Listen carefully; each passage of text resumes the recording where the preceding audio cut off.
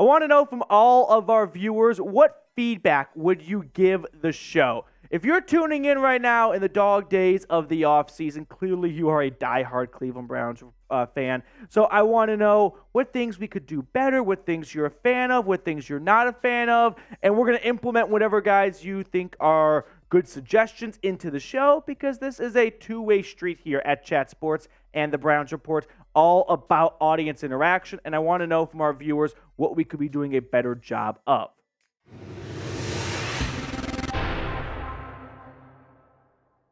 Now, coming up on today's show, we're going to look at a free agent target / suggestion from Cleveland.com, kind of break that down. Plus, The Athletic outlined their 32 breakout candidates, one for each team. We will see who they selected for the Browns. And then the Hall of Fame news of the day, as the semifinalists have been announced, and there are 2 Cleveland Browns semifinalists. But let's start things off by getting our friend Bernie Kosar involved with our Bernie heads, kind of a scale of believability, if you will. So, will the Browns, or should the Browns sign Rashaan Evans? I'm going to give this one 2 Bernie heads. So, I think there is something to adding a linebacker, and I think Rashaan Evans would be a good addition. Former first-round pick by the Tennessee Titans in 2018, did not have his 5th-year option picked up. So after 4 years in Nashville, he packed his bags and went down to Atlanta, where he had a career-high 159 tackles last year. So he was the center of that defense, and everything was filtered towards him, and he wrapped up a lot of players.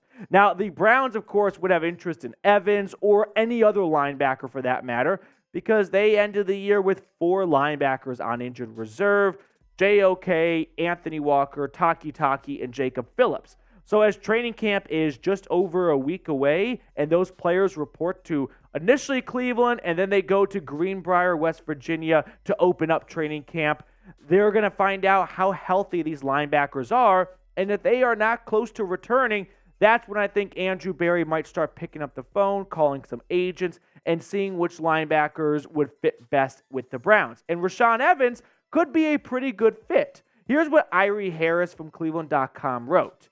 For one, he took part in Jim Schwartz's defense in 2021, meaning they'd add another defender with experience in his schemes. Secondly, Evans is coming off his best season statistically with his 159 tackles.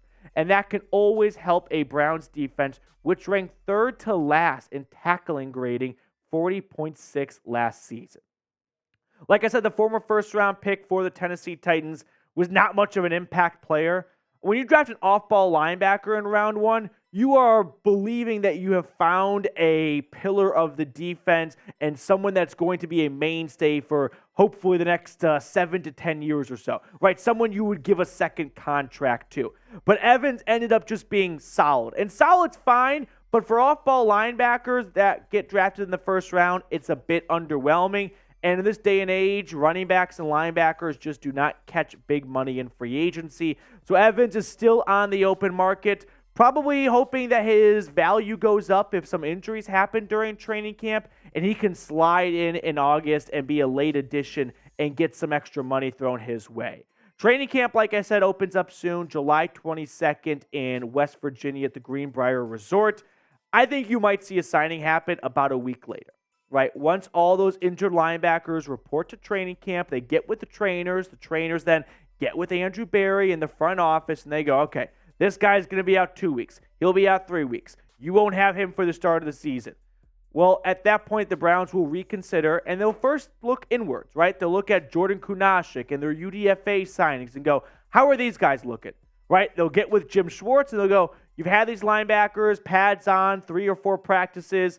Are they legit? Can they start a game or 2 to begin the year until we can get all of our horses back? And if Schwartz says, yeah, these guys can get the job done, then they won't add a linebacker. But I don't think that's very likely. I think Schwartz will come back with, let's go add a guy like Rashaan Evans, who I worked with in Tennessee, and I think can do well in this defense. And he can keep the ship afloat because early in the season, you have some tough games against Joe Burrow and the Steelers on the road. And speaking of the Tennessee Titans, Mike Vrabel and the boys, and Lamar Jackson and the Ravens.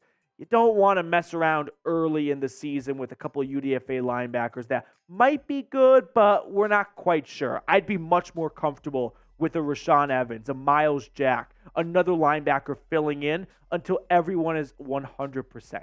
So speaking of adding some players, what position do you think the Browns should add right now? Is it linebacker, defensive tackle, running back? Those are kind of the three big spots. They added a cornerback about a week ago. That definitely caught me by surprise. But who knows? They could be in the market for adding someone else. And who do you think that someone else should be? Second segment on today's episode. Are we going to get an Elijah Moore breakout season? I'm going to give this one 3 Bernie heads. I'm pretty much all the way at 4 Bernie heads, but I don't want to, count my eggs before they're count my kitchens before they hatch. Thank you. So The Athletic put out an article with 32 breakout candidates, one from each team, and Elijah Moore was the selection by the Browns beat reporter Zach Jackson.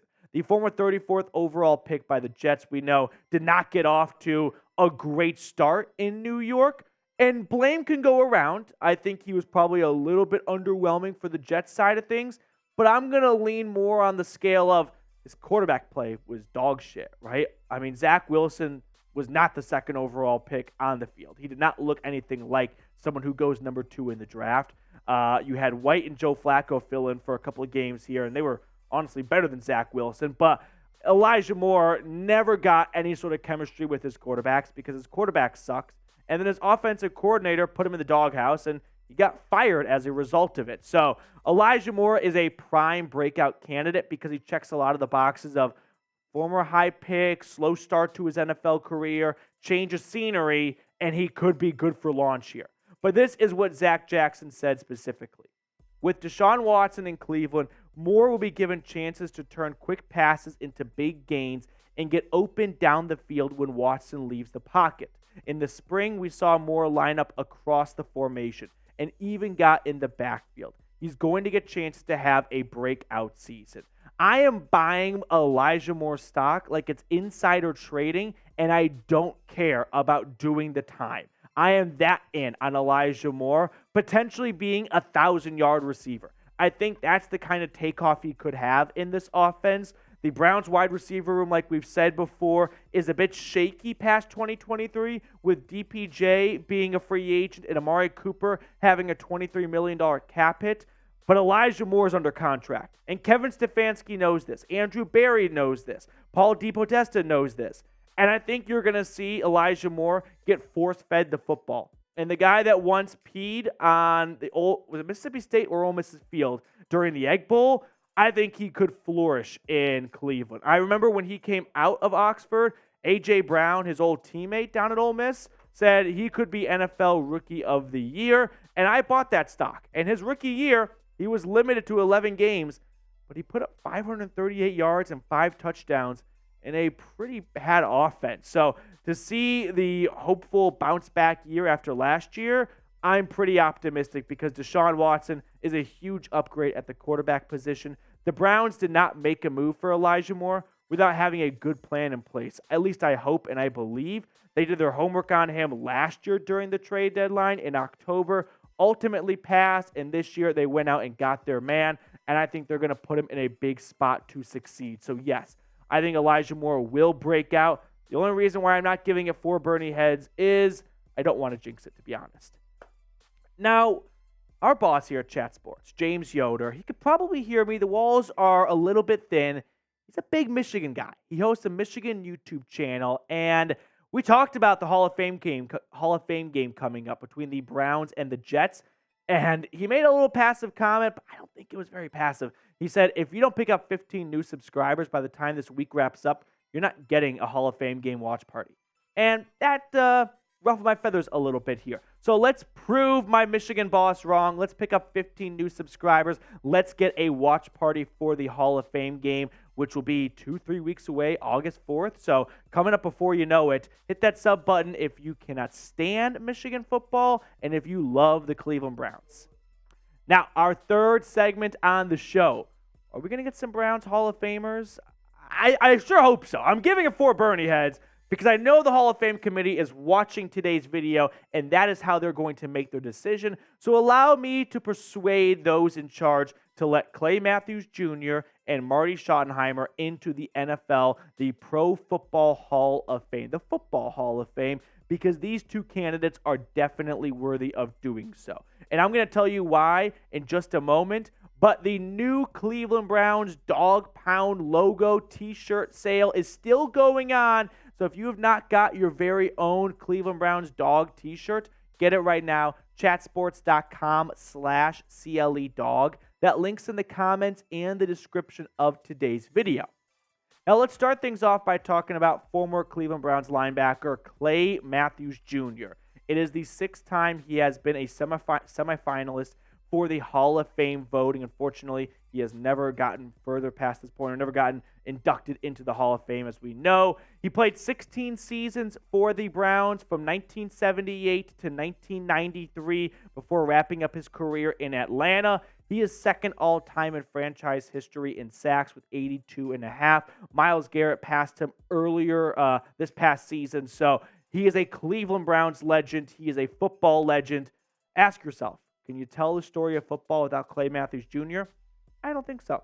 And you also can't tell it without this coach here, Marty Schottenheimer. He was the Browns head coach from 1984 to 1988.